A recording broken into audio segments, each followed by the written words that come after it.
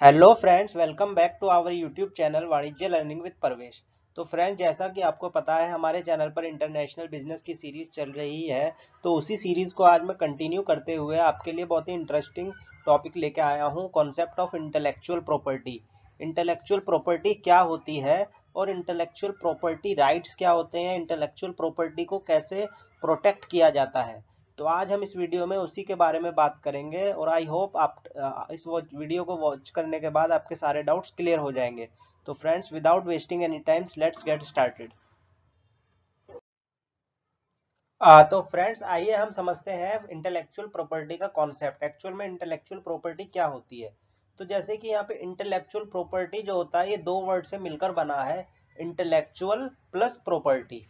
Property जैसे कि आपको पता होगा, प्रॉपर्टी जो होती है किसी की फिजिकल प्रॉपर्टी होती है, मकान, दुकान, वट जो भी हो प्रॉपर्टी उसे कहा जाता है। ठीक है, वो फिजिकल प्रॉपर्टी होती है। बट उसके साथ जब इंटेलेक्चुअल वर्ड जुड़ जाता है, इंटेलेक्चुअल मीन्स होता है किसी की बौद्धिक, मतलब माइंड की, दिमाग की उपज से कोई उसने कुछ ऐसी चीज इन्वेंट कर ली, कोई ऐसा आइडिया जनरेट कर लिया, कुछ ऐसी इन्वेंशन कर ली, कुछ ऐसा फॉर्मूला जनरेट कर लिया जिसे आने वाले समय में इकोनॉमिक बेनिफिट हो जाए।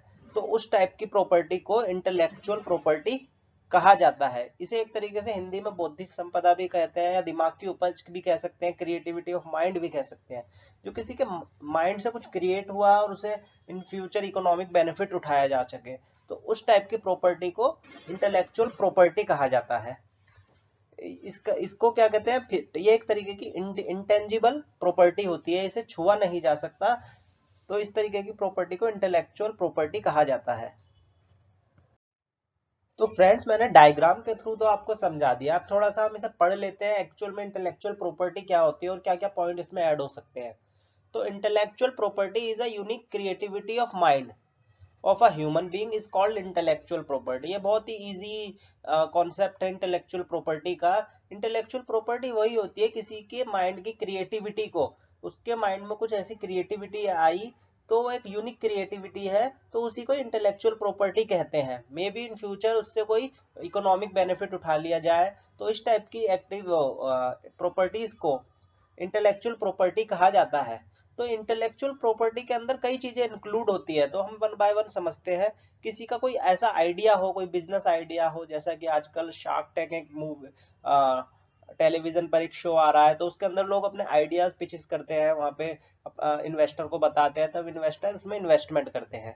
तो ये एक तरीके की इंटेलेक्चुअल प्रॉपर्टी होती है। किसी ने कोई डिजाइन बनाया, बहुत अच्छा हो गया डिजाइन, जैसे हमने वो मूवी देखी थी टार्जन, तो उसके अंदर एक अजय देवगन ने एक कार का वो लिया, डिजाइन बनाया, बट वो उसने डिजाइन पेटेंट नहीं कराया था, तो इसलिए वो डिजाइन किसी और ने ले लिया कार का और मार्केट में कार लॉन्च कर दी। तो ये तरीके के ये भी एक तरीके की उसकी इंटेलेक्चुअल प्रॉपर्टी थी।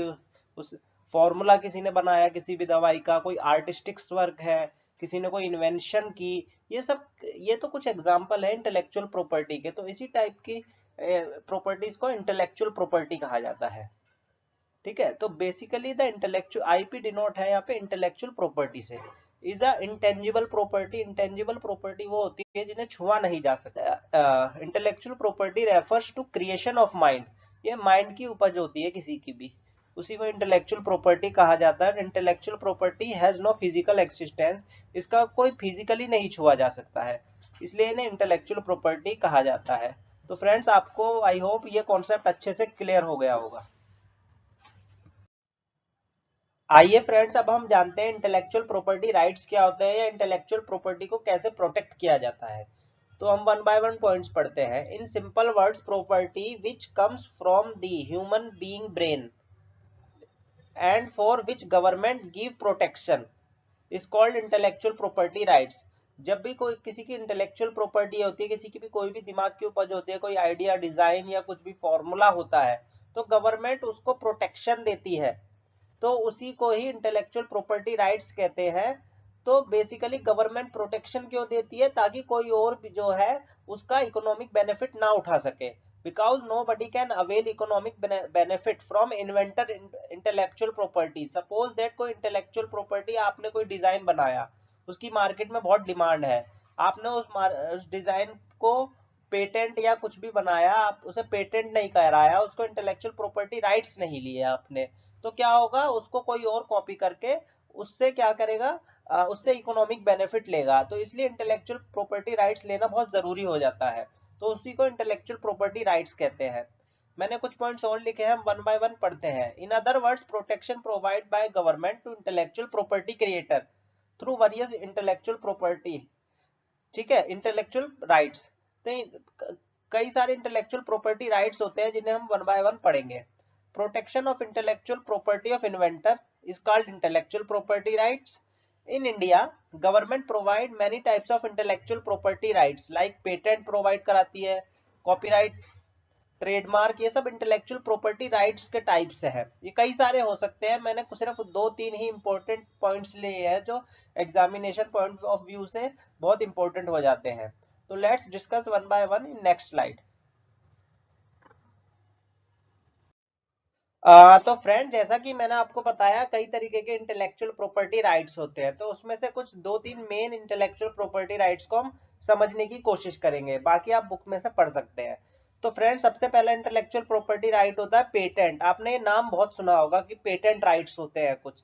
तो एक तरीके के स्पेशल राइट्स होते हैं प्रोवाइड टू इन्वेंटर, जो इन्वेंटर को दिए जाते हैं for creating intellectual property relates to, कुछ क्रिएट करने की इंटेलेक्चुअल प्रॉपर्टी जो रिलेट करती है किसी भी इन्वेंशन से। किसी ने कोई भी इन्वेंशन की होगी, प्रोडक्ट इसके अंदर इंक्लूड है, तो उसको इसके अंदर इंक्लूड किया जाएगा। किसी ने कोई इनोवेशन की या किसी एग्जिस्टिंग इनोवेशन के अंदर कुछ इंप्रूवमेंट लेके आया वो, तो उसको भी पेटेंट राइट्स ही दिए जाएंगे। या कोई ऐसा कॉन्सेप्ट इंट्रोड्यूस किया मार्केट में जिससे उसे बहुत डिमांड है, तो उसको भी पेटेंट राइट्स ही मिलते हैं।